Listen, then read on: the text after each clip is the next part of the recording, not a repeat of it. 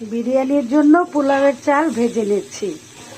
এখানে আমি 2 কেজির চাল পরিমাণ নিয়েছি। এলাচ, দারচিনি, তেজপাতা দিয়েছি আর একটু বেশি করে পেঁয়াজ দিয়ে এখন ভেজে নিচ্ছি। চালটা ভাজা ভাজা হলে বিরিয়ানিটা অনেক ঝরঝরা হবে। ঘি, দুধ সব দেওয়া শেষ। এখন যে মাংসটা কষিয়ে রেখেছিলাম সেটা দিয়ে তারপরে দমে বসিয়ে দেব। বিসমিল্লাহ বলে উপর থেকে মাংস ছড়িয়ে দিচ্ছি।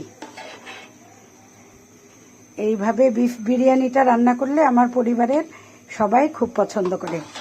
এখন ভালো করে মাংসটা দিয়ে মিক্স করে নেব।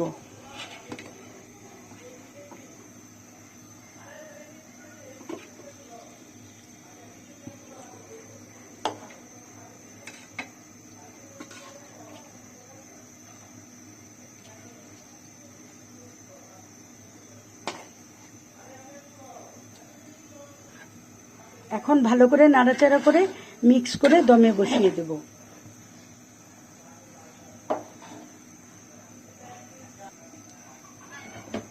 এখন ফুড কালার দিয়ে আলুগুলি ভেজে রেখেছিলাম উপর থেকে আলুগুলো ছড়িয়ে দিচ্ছি। আলু ছাড়া বিরিয়ানি চলেই না। এখন ভালো করে নেড়েচেড়ে মিক্স করে দিচ্ছি।